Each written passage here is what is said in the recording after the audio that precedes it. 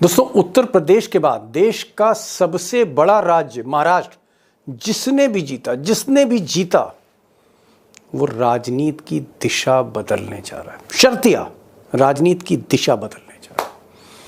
यानी अगर महाराष्ट्र को महाविकास अघाड़ी इंडिया अलायंस ने जीत लिया तो यकीन मानिए मोदी पर दबाव पड़ेगा। और अगर मोदी ने जीत लिया महाराष्ट्र, बीजेपी ने जीता, तो फिर एक बात तय है कि जो विपक्ष है, अपोजिशन, डिमोरलाइज होगा, कमज़ोर होगा। अब सच्चाई ये है कि महाराष्ट्र का जो चुनाव है, इस वक्त जो चुनाव चल रहा है, जिसके नतीजे 23 तारीख को, इसी 23 तारीख को आ रहे हैं, 20 को वोटिंग है, ये बहुत ही डिसाइसिव चुनाव है, टर्निंग पॉइंट है, गेम चेंजर है। और अगर हम चुनाव के कुछ आंकड़े देखें, बड़े दिलचस्प इंटरेस्टिंग फिगर्स हैं, स्टैटिस्टिक्स हैं, अगर हम वो देखें तो आपको कहीं ना कहीं हवा का रुख, उसका एहसास होगा कि चुनाव शिफ्ट किस तरफ हो रहा है, महाविकास अघाड़ी की तरफ या बीजेपी की तरफ। अब कुछ आंकड़े देखिए आप, जैसे महाराष्ट्र में तकरीबन 12% दलित हैं और इतने ही 11-12% मुस्लिम हैं, 33% मराठा हैं, जिनका भी बड़ा ज़बरदस्त आंदोलन चल रहा था मराठवाड़ा में। अगर आप टोटल करें तो 57% ये वोट है। अब ये एग्जैक्ट फिगर्स नहीं है, 2-4% इधर से उधर हो सकते हैं, मान के चलिए कि 57% है, एक बड़ा हिस्सा है। अब ये जो 57% आपको मैंने ये जो वोट दिखाया, वोट शेयर दिखाया, कहीं ना कहीं इसका जो स्विंग है, कहीं ना कहीं ये जो मूव कर रहा है, ये शरद पवार, उद्धव ठाकरे, राहुल गांधी, यानी कांग्रेस और शरद पवार की एनसीपी और उद्धव ठाकरे की शिवसेना, महाविकास अघाड़ी कहते हैं इसको महाराष्ट्र में, और दिल्ली में इंडिया अलायंस के नाम से जानते हैं। ये जो है इंडिया अलायंस, उस तरफ ये वोट धीरे धीरे खिसकते दिख रहे हैं और इसी से घबराहट मोदी जी को। अब ये जो आंकड़ा आपने देखा, इसमें मैंने 8-9% आदिवासी वोट नहीं जोड़े, मैंने और बाकी वोट नहीं जोड़े।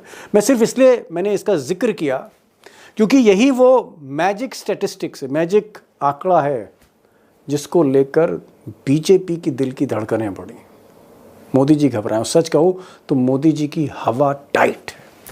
मोदी जी को लगता है कि कहीं ये पीडीए टाइप का गेम ना हो जाए। वो जो अखिलेश यादव ने उत्तर प्रदेश में पीडीए का गेम खेला था, जी हाँ, पिछड़ा, दलित और अल्पसंख्यक, कुछ इस तरह का खेल महाराष्ट्र में भी ना हो जाए। और अगर हो गया तो फिर जीत मुश्किल है। और इसीलिए लगातार अपनी स्पीचेस में, आज की स्पीच या उससे पहले जो मोदी जी की रैलीज थी, या अमित शाह की रैली है, योगी की रैली या देवेंद्र फडणवीस की रैली है, वहाँ पर ये जो संविधान है और अम्बेडकर है, इस पर टारगेट कहीं ना कहीं तंज कसा जा रहा है, तंज कस रहे मोदी जी। और मोदी जी ने कहा कि जो बार बार किताब दिखा रहे हैं संविधान की, ये किताब नहीं है, ये तो लाल किताब है जिसके अंदर के जो सफ़े हैं, पन्ने हैं, कोरे हैं, कुछ लिखा ही नहीं उसमें। ये अटैक इसलिए हो रहा है कि ये जो दलित है, मुस्लिम है, मराठा है, कहीं ये एक हो गए, एक छतरी के नीचे आ गए, तो इस चुनाव में होगा क्या? कांग्रेस की लाल किताब पर ऊपर तो लिखा है भारत का संविधान, लेकिन लोगों ने जब भीतर से खोला तो पता चला कि लाल किताब कोरी है, सारे पन्ने कोरे। अब मोदी जी ने तो घुमा फिरा के अपनी बात कह दी, लेकिन असली बात कहने के लिए योगी जी को आगे कर दिया गया। और हिंदू वोट ना बटे, दलित हो, मराठा हो, ओबीसी हो, कुनबी हो, ये वोट ना स्प्लिट करें, एक साथ एक मुश्त ये बीजेपी को मिले।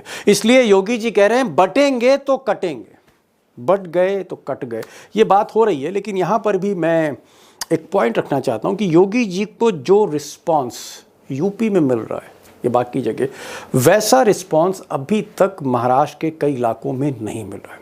अब चाहे ये मोदी जी की रैली हो या अमित शाह की हो या योगी जी की हो, भीड़ उतनी दोस्तों नहीं आ रही है।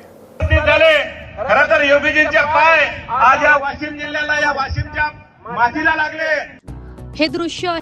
अब दूसरी तरफ उद्धव ठाकरे की रैली हो, शरद पवार की रैली हो, राहुल गांधी की रैली हो, संविधान सभाएं हों, भीड़ उसमें देखी जा रही है। और खासकर उद्धव ठाकरे को सुनने के लिए महाराष्ट्र उमड़ रहा है आज की तारीख में। और अगर आप कोई भी रैली देखें महाविकास अघाड़ी की, इंडिया की, तो भीड़ आपको वहाँ दिखेगी पंडाल के चारों तरफ।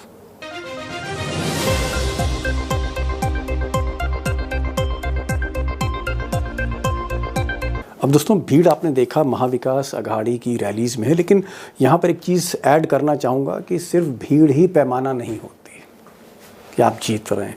यानी किसी पॉलिटिकल पार्टी में की रैलीज़ में भीड़ ज़्यादा है तो वो जीत रही है, और किसी पॉलिटिकल पार्टी में की रैलीज़ में भीड़ कम है तो वो हार रही है। ऐसा नहीं है। मुद्दे कई हैं, बहुत से मुद्दे हैं महाराष्ट्र में। कई ऐसे फैक्टर्स हैं जिसको आज मैं वीडियो में आज के सामने रखने जा रहा हूँ। एक फैक्टर और भी बहुत बड़ा जिसका अंडर करंट है, और वो है महाराष्ट्र वर्सेस गुजरात लॉबी, जिसे मराठी अस्मिता बनाम गुजराती अस्मिता की बात कही जा रही। ये भी एक फैक्टर, और भी कई फैक्टर हैं। बेरोज़गारी का भी फैक्टर है, जो लाडली बहना योजना है वो भी एक फैक्टर है, उसका भी कुछ असर है। लेकिन बिग क्वेश्चन ये है, बड़ा सवाल ये है कि क्या आज की तारीख में महाराष्ट्र का जो मिजाज है उससे क्या ऐसा लगता है कि महाविकास अघाड़ी इंडिया अलायंस उसको एज है, वो आगे है? और क्या पिछले 10-15 दिनों में जिस तरह से बीजेपी ने बाउंस बैक करने की कोशिश की है, जिस तरह से फ्रीबीज जिसे आप मुफ्त योजनाएं कहते हैं, उसका जो इम्पैक्ट देखा जा रहा है, क्या बीजेपी रिकवर कर रही है पिछले 10-15 दिनों में? और क्या लोकसभा में जो बदतर हालत थी बीजेपी की, उससे बीजेपी थोड़ा सा इम्प्रूव करेगी, थोड़ा बेहतर करेगी, चुनौती देगी? ये एक बड़ा सवाल है। और आज दो खास मेहमान हैं, दोनों ही महारथी पत्रकार हैं।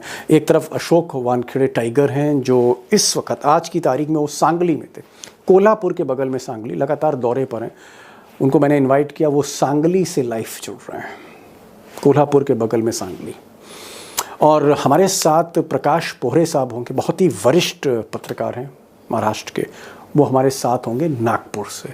तो नागपुर से पोहरे साहब हैं और सांगली से अशोक वानखेड़े टाइगर होंगे। और मेरा इनसे एक ही सवाल है, what's going to happen in Maharashtra? क्या होने जा रहा है?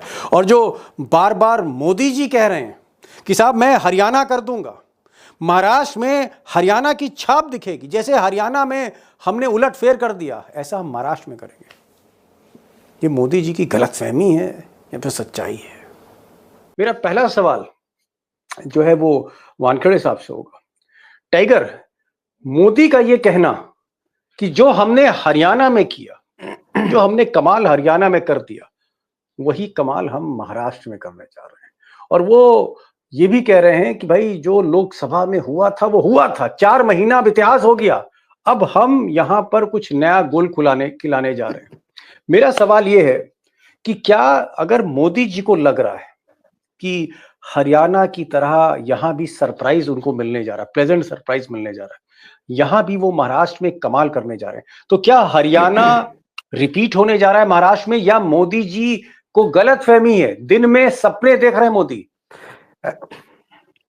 मैं सोचता हूं कि दीपक भाई, वो वीडियो जिसमें उन्होंने कहा कि रिपीट करने जा रहे हैं, वो एक बार दर्शकों को आप दिखा दें, तो उसमें उनकी बॉडी लैंग्वेज बता रही है कि वो फॉर्मेलिटी के लिए बोल रहे हैं।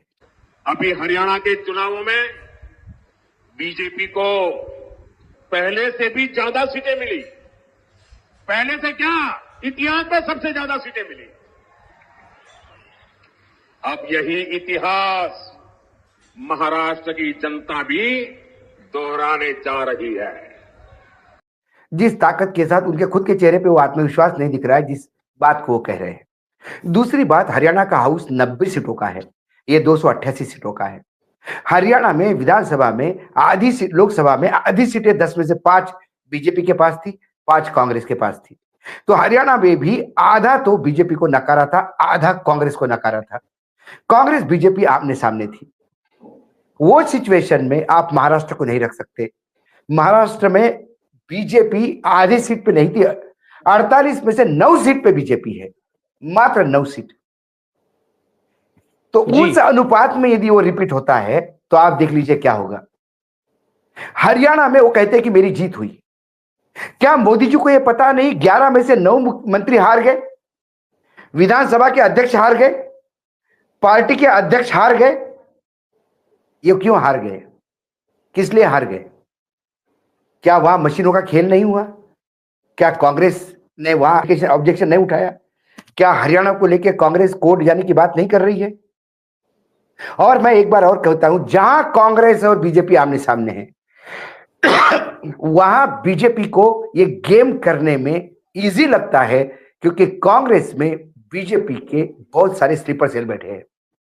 तो अपने लोगों द्वारा वो काम कर लेते। 17 सीटें ऐसी चली गई थी जहां जिताऊ उम्मीदवार था, उनको टिकट नहीं दिया, उनके टिकट काटे गए, और थर्ड रेट उम्मीदवारों को चुनाव जिताया जो चौथे तीसरे नंबर पे आ गए।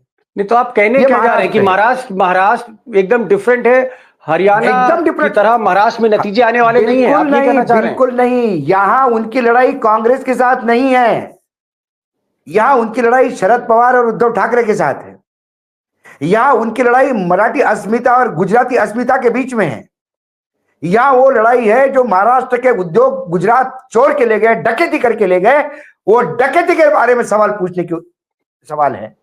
यहां मराठी अस्मिता, जो मराठी राजनीतिक दल थे, उनको तोड़ के नस्तनाबूद करने का जो प्रयास किया, वो मराठी अस्मिता पे जो अटैक हुआ है, सवाल उस मराठी अस्मिता का है। आप कहते हो कटेंगे तो बटेंगे, महाराष्ट्र बोले एक है तो सेफ है, तो मुझे ताज्जुब लगता है। दो बातों का आज मैं जिक्र करना चाहूंगा दीपक भाई, मुझे सिर्फ 30 सेकंड एक्स्ट्रा दीजिए। चलिए 30 सेकंड दिए आपको। मैं जानता हूं। पहला, एक वो कहते हैं कि हमें सेफ होना है तो एक होना है।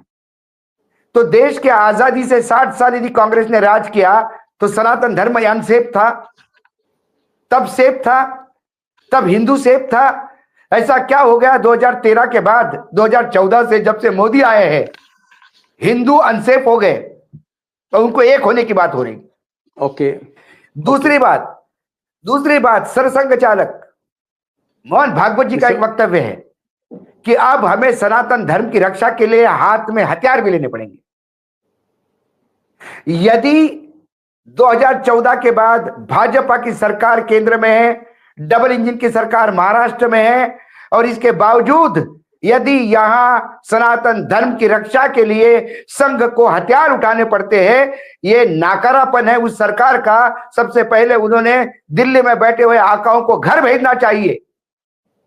इतने कमजोर सरकार है कि हिंदू का सनातन धर्म आज संघ की तरफ देख रहा है रक्षा करने के लिए, और संघ शस्त्र उठाने की बात कर रहा है। गॉट इट जी।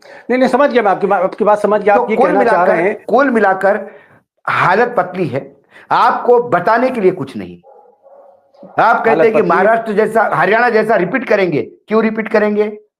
हरियाणा में आपको आधी लोकसभा मिली थी, महाराष्ट्र में आपको कितनी मिली? जी 20% मिली, 20% मिली, और 20% ले लीजिए आप। टाइगर आपकी बात पूरी तरह रजिस्टर कर ली मैंने। आपने कहा कि भाई ये जो डर दिखाया जा रहा है, कटेंगे तो बटेंगे, इस तरह की जो बातें की जा रही है, सिर्फ इसलिए की जा रही हैं कि कहीं ना कहीं बीजेपी की दाल बहुत पतली है और अंदर से बेचैनी है। मैं एक चीज प्रकाश जी आपसे पूछना चाह रहा हूं, क्योंकि टाइगर ने एक बात बड़ी इंपॉर्टेंट अंडरलाइन की। उन्होंने कहा कि देखिए, शरद पवार और उद्धव ठाकरे, जिनकी दोनों की पार्टियां तोड़ के सत्ता स्थापित की थी मोदी ने, वो तो एक मुद्दा है। शरद पवार और उद्धव ठाकरे तो मुद्दा है, लेकिन मराठी बनाम गुजराती, मराठी वर्सेस गुजराती, ये भी एक अंडर करंट है महाराष्ट्र में। और लोगों को लगता है कि ये जो गुजरात लॉबी है, जिस तरह से ये चाहे हवाई जहाज का प्रोजेक्ट हो या बड़ी बड़ी और प्रोजेक्ट्स हो, जो महाराष्ट्र से गुजरात ले गई, इसका एक बहुत बड़ा इंपैक्ट है। क्या आपको लगता है कि मोदी और शाह के आने के बाद मराठा वर्सेस गुजरात फीलिंग ये महाराष्ट्र में बड़ी है? प्रकाश जी, आपको क्या लगता है? बिल्कुल दीपक भाई, यही बात हो गई है। अशोक ने बिल्कुल सही एनालिसिस किया है, और उन्होंने जो बोला है कि ये मराठी अस्मिता पर प्रहार है, वही इस बात का चुनावी मुद्दा है। ये बिल्कुल मैं अंडरलाइन करता हूं, बिल्कुल कोई प्रॉब्लम नहीं।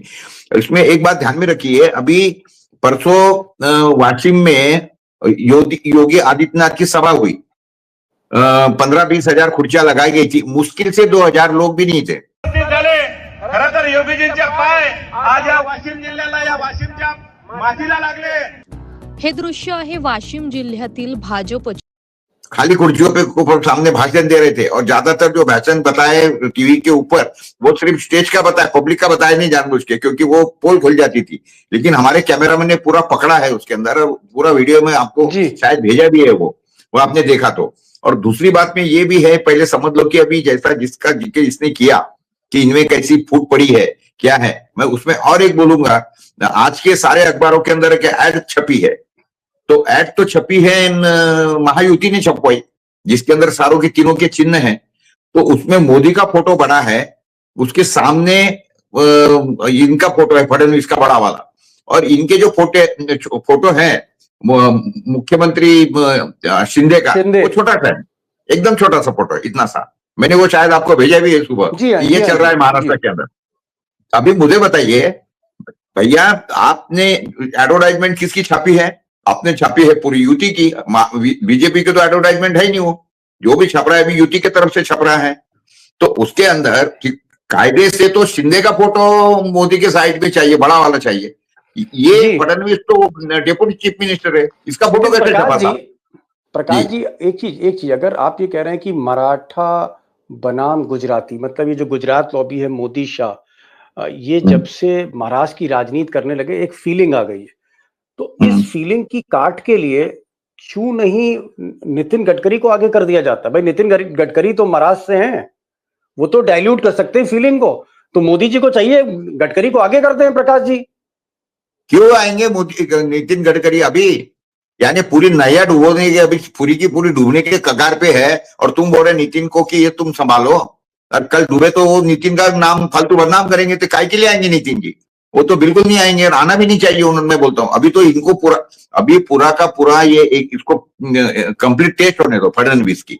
और फडणवीस की जो आयु है ना, ये ज्यादा से ज्यादा 23 तारीख तक के, 23 तारीख के बाद में फडणवीस का भी रिजल्ट आ जाएगा, और ये इलेक्शन का भी रिजल्ट आ जाएगा, लोगों के अक्लमंदी का भी ये आ जाएगा। अरे शहरों की तरफ मत देखो दीपक भाई, आप अगर रिव्यू लेना है ना तो कोई रिपोर्टर को आपके हमारे गांव खेड़ों में भेजो तो पता लगेगा, जूते मार रहे लोग, जूते, दूसरा कुछ नहीं करते। ओहो, अभी इतनी बेकार परिस्थिति। हाँ बिल्कुल, मतलब खेड़ा बोले तो खेड़ा मतलब गांव, विलेजेस। हाँ, ये कह रहे हैं कि जो गांव है, जो देहात इलाका है, जो रूरल एरिया है, वहां पर बीजेपी की हालत बहुत खराब है। और प्रकाश जी कह रहे हैं कि साहब जूते मारने की नौबत है, जूते उछाले जा रहे हैं, जूते चप्पल चल रहे हैं। टाइगर, ये तो बात चलिए विदर्भ की हो गई, और हम कई दिन से कह रहे हैं भाई कपास का मामला हो या फिर बाकी जो है सोयाबीन का मामला हो, हालत खराब है महाराष्ट्र की, ये मैं मानता हूं। मराठवाड़ा में जैसे आज मोदी जी नांदेड़ में थे, वो कह रहे थे कि ये इलाका इस बार बीजेपी को भरपूर वोट देने जा रहा है। क्या मराठवाड़ा, जहां पर ये मराठा आंदोलन मनोज जारंगे पाटिल का हुआ, क्या मराठवाड़ा वाकई बीजेपी के हाथ में जा रहा है जैसा मोदी जी कह रहे थे, या मोदी जी गुमराह कर रहे हैं वोटर्स को? मोदी जी गुहार लगाए वोटर से। मराठवाड़ा ये ऐसा प्रदेश एरिया था जहां बीजेपी का शून्य रहा। बीजेपी को 10 में से शून्य, लोकसभा में 10 में से एक भी सीट नहीं मिली। स्वयं मोदी जी तो कह रहे हैं कि पूरी कमी पूरी करने जा रहा है मराठवाड़ा। हाँ ना, कमी करने पूरी जा रहा है ना। जो वोट थोड़े पार दिए थे, जिससे वोट परसेंटेज बढ़ा, वो भी कम होगा। जरांगे पाटिल का आंदोलन रुका नहीं है। जरांगे ये फैक्टर मराठवाड़ा में है, इसको आप दो मत नहीं कर सकते। जरांगे का ऑपरेशन, जरांगे ने अनशन रोका, लेकिन जरांगे ने चुनाव लड़ने से मना कर दिया। उसके बावजूद भी जरांगे का वोटर जरांगे की सुनता है, और जरांगे का वोटर एक ही कहता है, किसी भी हालत में देवेंद्र फडणवीस को घर बिठाना है। उसका 1 पॉइंट प्रोग्राम है एंटी देवेंद्र, और देवेंद्र बीजेपी में है। ये बीजेपी का दुर्भाग्य है मराठवाड़ा के लिए, क्योंकि देवेंद्र यदि आगे नहीं होते तो हो सकता है कि जरांगे पार्टी की मदद करते। दूसरी बात, इस बार बीजेपी ने वहां कम से कम 10 से 12 मराठा उम्मीदवार दिए, लेकिन मराठा उम्मीदवार देने से आप मराठों के वोट लोगे, इसकी गारंटी नहीं। क्या आपको लगता है कि मोदी अगर गडकरी को आगे कर देते, क्योंकि ये सवाल मैंने प्रकाश जी से पूछा था, तो बात कुछ संभल जाती? क्योंकि गडकरी तो भाई महाराष्ट्र का फेस है। क्या गडकरी को आगे करते, कुछ विनोद तावड़े को आगे करते, कुछ और लीडर्स को आगे करते? मोदी के आगे आने से क्या बीजेपी को नुकसान हो रहा है? देखिए, इतना रायता फैल चुका है कि उसको कोई समेट नहीं सकता। आप मुझे बताइए, लोकसभा चुनाव के दौरान जो हश्र हुआ बीजेपी का, वो गंदा नाला कौन साफ करेगा? क्यों उस गंदे नाले में विनोद तावड़े उतरेंगे? देवेंद्र फडणवीस कहीं ना कहीं हर प्रॉब्लम की जड़ में देवेंद्र फडणवीस है, ऐसा टाइगर कह रहे हैं, और लगातार प्रकाश पोहरे साहब भी कह रहे हैं कि जो भी समस्या भाजपा की है उसकी जड़ में आपको फडणवीस साहब मिलेंगे।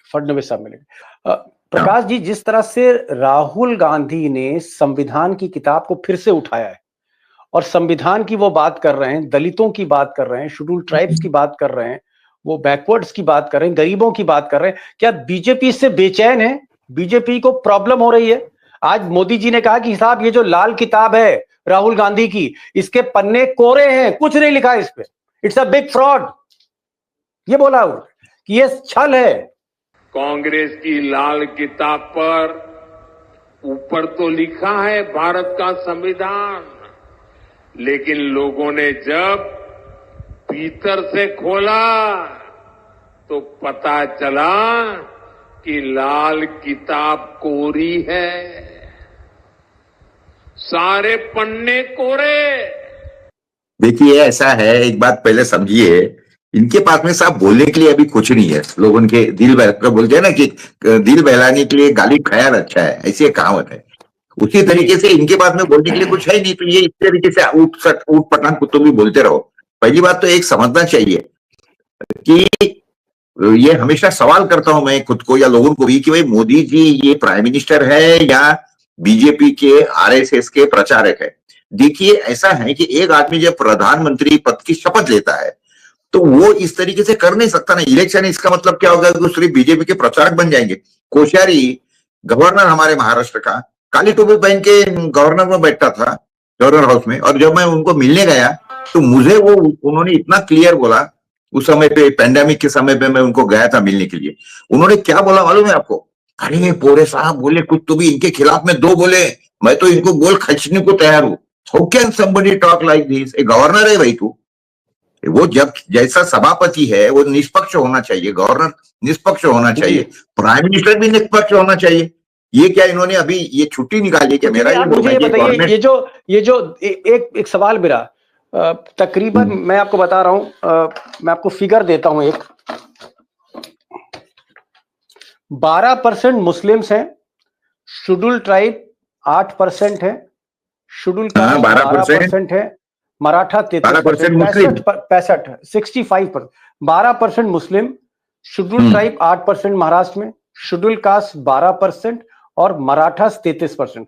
अगर हम टोटल करें तो 65% है। दोस्तों से मैं कहना चाहूंगा कि आंकड़े मैंने गूगल से लिए हैं, हो सकता है 2-4% ऊपर नीचे हो, लेकिन एक एस्टिमेट है कि 65% ये लोग हैं जो मोदी जी को लगता है कि ये संविधान के नाम पर कहीं ना कहीं उनसे छिटक रहे हैं। क्या ये बात सही है कि दलित, एससी, एसटी और मराठा और मुस्लिम्स ये पूरी तरह महाविकास अघाड़ी की तरफ जा रहे हैं और ये दिक्कत कर रहे हैं?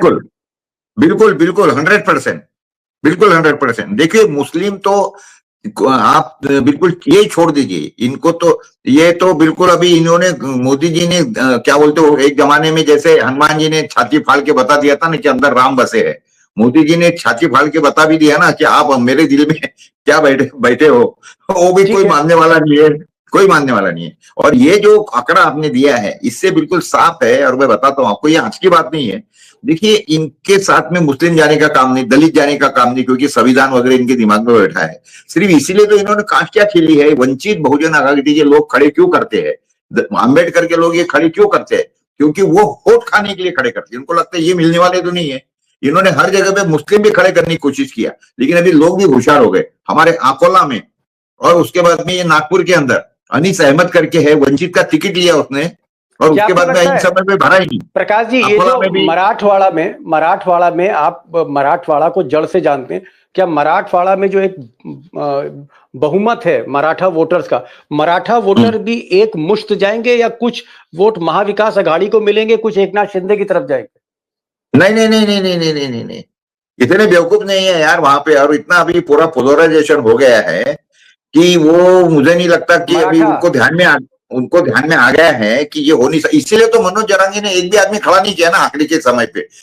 एक्चुअली ये बात किसने किया था? शिंदे ने खुद किया था कि मैं आदमी खड़ा करता हूं। जरांगी के पीछे शिंदे है और कोई लोग बोलते हैं कि पवार है, लेकिन एक बात बिल्कुल पक्की है कि ये हो सकता है कि दोनों भी इसको खिला रहे होंगे, लेकिन इसके मनोज जरांगी के ध्यान में आया होगा कि भाई ये इससे वोटों में बंटवारा होगा, इसलिए वोटों में बंटवारा करने वाले जितने भी इशू थे ये सब खत्म हो गए कंप्लीटली महाराष्ट्र के अंदर। अभी अकोला के अंदर ही आप कह रहे हैं कि मनोज जरांगे पाटिल जो मराठा रिजर्वेशन के अग्रणी नेता थे, झंडा लेके चल रहे थे, मनोज जरांगे पाटिल ने इसलिए वो चुनाव से पीछे हटे क्योंकि वो वोट बंटने नहीं देना चाह रहे थे। यानी कहीं ना कहीं जो शिफ्ट है पर्दे के पीछे वो महाविकास अघाड़ी की तरफ है। मैं टाइगर के पास आ रहा हूं, फिर लास्ट क्वेश्चन में प्रकाश जी से करूंगा। टाइगर, खैर चलिए, आपने बहुत कुछ आज बता दिया। अब असली बात तो बताइए कि आप भाई लगातार दौरा कर रहे हैं। कभी आप कोल्हापुर में हैं, उससे पहले आप मुंबई में हैं, उससे पहले नासिक में हैं, फिर नागपुर में, इस वक्त आप सांगली में। तो ये जो पूरा महाराष्ट्र की आप खाक छान रहे हो, तो जरा ये तो बता दो कि भैया निष्कर्ष क्या निकल रहा है, कौन आगे दिख रहा है आपको, कौन पीछे दिख रहा है, कुछ बताइए तो टाइगर। देखिए, निष्कर्ष तो यही है कि महाविकास आघाड़ी को एज है, बिल्कुल एज है। लेकिन हाँ, लेकिन एक बात मैं और इसको रेखांकित कर रहा हूं, जो लोकसभा के नतीजे आ गए थे, जिस हिसाब से एनडीए गठबंधन सुपड़ा साफ हो गया था लोकसभा में, वो थोड़ा बहुत रिकवर होगा। वो रिकवर इसलिए होगा नहीं कि नरेंद्र मोदी आके कुछ कह रहे हैं या अमित शाह कुछ कह रहे हैं या संघ पर्चा बांट रहे हैं। ये इसलिए होगा कि कई जगह कैंडिडेट कॉम्प्रोमाइज हुए। जैसे मैं अभी सांगली में हूं, सांगली के पास मीरज है, मीरज में खाड़े करके एक कैंडिडेट है एनडीए गठबंधन के, और वो मंत्री भी थे, लेबर मिनिस्टर थे। उनके खिलाफ भयानक एंटी इनकम्बेंसी थी। मैं व्यक्तिगत भी जानता हूं उनको, मैंने कहा भी था उनको कि बहुत मुश्किल है जीतना। अब वो मीरज में 100% जीत रहे हैं क्योंकि उन्होंने मैनेज किया ऐसा उम्मीदवार अपने सामने, और उद्धव ठाकरे के वहां से उस उम्मीदवार को टिकट दिलवा दिया, तो उनके लिए केक वॉक हो गया। तो ऐसे कुछ सीट्स है जहां उद्धव ठाकरे के यहाँ कुछ मैनेजमेंट चला, कुछ कांग्रेस में भी चला, विदर्भ में भी कुछ कांग्रेस में ऐसी सीटें दी गई है कि जहां अपोजिशन को मदद हो। ऐसे वैसे ही मैंने सुना कि रामटेक में भी ऐसा ही कुछ खेल हुआ है। लेकिन कुल मिलाकर पिक्चर क्या लग रही है? क्या बीजेपी बहुत तेजी से रिकवर कर रही है? देखिए, या महाविकास अघाड़ी आपको लगता है आगे है और महाविकास अघाड़ी को पटरी से उतारना मुश्किल होगा? महाविकास अघाड़ी आगे है, सरकार महाविकास आघाड़ी की बन रही है। डर यह है कि महाविकास आघाड़ी को किसी भी प्रकार से 165 का आंकड़ा पार करना होगा। यदि महाविकास आघाड़ी 150 भी रुक जाती है, जो मेजोरिटी से मात्र 5 सीटें आगे है, ऐसे में बीजेपी इस सरकार को 2 महीने टिकने देगी, उसके बाद फिर खेल होगा। ओके, फिर खेल होगा। मतलब आप कह रहे हैं कि महाविकास अघाड़ी को कम से कम 160 के ऊपर जाना होगा। अगर बहुत थिन मेजॉरिटी है, अगर बहुमत से थोड़ा सा ऊपर है, तो ये इसका मतलब कभी भी अमित शाह मोदी मिलकर कुछ भी कर सकते हैं, जो उन्होंने पिछली बार किया। प्रकाश जी, आपको क्या लग रहा है कि बीजेपी रिकवर कर रही है, थोड़ा आगे बढ़ रही है, या महाविकास अघाड़ी अभी भी अपनी जीत को कंसोलिडेट कर रही है? महाविकास अघाड़ी को एज है, महाविकास अघाड़ी आगे है? नहीं, देखिए दीपक, जैसा कि मैंने पहले भी बोला था आपको कि पोजीशन फर्क पड़ा है। मैंने जैसे पहले बोला था कि 25-75 का पहले विषय था, अभी 40-60 हो गया। इसमें बेवकूफी महाविकास आघाड़ी भी के भी कुछ लोगों की है। जैसे कि एक जमाने में विदर्भ के अंदर सेना की काफी सीटें थी, लेकिन जैसा जिसका जिक्र अशोक ने किया, वो रामटेक के अंदर जो सीट का था, वहां पे ये गलत कैंडिडेट दे दिया। अभी आप सोचिए कि पश्चिम विदर्भ के अंदर इन्होंने 7 सीटें दिया सेना को, और पूर्व विदर्भ यानी नागपुर वगैरह जो रीजन है हमारा, वहां सिर्फ एक आदमी खड़ा है। अभी मुझे बताइए कि नागपुर के तो एक भी शिवसेना का आदमी कहां पे भी घूम नहीं रहा, बोलते क्या करना है हमको, छोड़ दो। यानी 6 डिस्ट्रिक्ट के अंदर एक आदमी है, 6 डिस्ट्रिक्ट के पूर्व इसके अंदर, और उधर के साइड में 7 लोग हैं सिर्फ खड़े, पश्चिम विदर्भ में 5 डिस्ट्रिक्ट में 7। आप कह रहे हैं कि शिवसेना को थोड़ी विदर्भ में सीट ज्यादा देनी चाहिए थी। 62 सीट्स हैं विदर्भ में, थोड़ी ज्यादा सीट देनी चाहिए थी, वो नहीं दी। लेकिन कांग्रेस ने सबसे ज्यादा ले लिया, यहाँ पे कांग्रेस ने ले लिया। तो उससे क्या हुआ है कि रिबेल खड़े हो गए ना, उसमें रिबेल हो गए। नहीं, समझ गए, हमने रेबल पे किया। कुल मिलाकर आपको लग रहा है कि क्या महाविकास अघाड़ी को मोदी शाह आखिर में रोक देंगे? पैसे के दम पर, सरकारी योजनाओं के दम पर, फ्रीबीज के दम पर क्या रोक देंगे, या पब्लिक पैसा तो ले लेगी? जो कैश ट्रांसफर हो रहा है लाडली बहना का या लाडले लड़का भाऊ का, या तमाम जो योजनाएं हैं, क्या पब्लिक पैसा लेने के बाद वोट महाविकास अघाड़ी को कर सकती है? देखिए, शहरों के लोग तो पैसा लेंगे, वोट भी देंगे, उनको कोई लेना देना नहीं किसानों से। मर रहा मरने दो, गांव खेड़े भी ये होने वाला नहीं, पैसे ले लेंगे लेकिन वोट तो देने वाले नहीं है भाजपा को, इतनी बात पक्की समझिए, एक विषय। और दूसरी बात में ऐसा है इसके अंदर कि जिस तरीके से ये क्या बोलते हैं उसको हुआ है अपना वोटों का और लोगों के इसके दिमाग का बंटवारा, उससे ये खास दिख रहा है, जैसा कि मैंने जिसका उल्लेख किया कि वाशिम के अंदर योगी आदित्यनाथ की उन्होंने सभा रखी, आदमी नहीं गए वहां पे, ये हो रहा है और इसका चित्र दिख रहा है, एक्सपोज हो रहा है ये, इसे बिल्कुल लिटमस टेस्ट है योगी की इसकी। टाइगर, अजीत पवार की बात नहीं, आखिरी क्वेश्चन अजीत पवार पे, क्या अजीत पवार की हालत वही है जो देवेंद्र फडणवीस की है?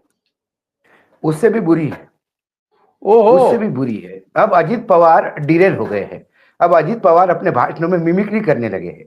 अजीत पवार, उनको ये नहीं समझ में आ रहा है कि वो बीजेपी पे हमला बोल दे, कि जयंत पाटिल पे हमला बोल दे, कि शरद पवार पे हमला बोल दे, कि वो फिर अपने पे हमला बोल दे। अब वो मामला बस अब चुनाव तक का है। चुनाव के बाद उन्होंने यदि राजनीतिक संन्यास लिया तो कोई आश्चर्य नहीं होगा, क्योंकि उनके पास उनके लिए कुछ बचा नहीं है। टाइगर कह रहे हैं कि सबसे ज्यादा हालत खराब अजीत पवार की है। अजीत पवार जो महायुति यानी एनडीए से आते हैं, उनकी हालत खराब है। शरद पवार के सगे भतीजे देवेंद्र फडणवीस जो ब्लू ऑइड बॉय मोदी जी के रहे और संघ का भी उनको समर्थन मिला, देवेंद्र फडणवीस की हालत भी बहुत अच्छी नहीं है। टाइगर का ये भी कहना है कि कहीं ना कहीं जो पोजीशन इस वक्त है उसमें महाविकास अघाड़ी को एज है।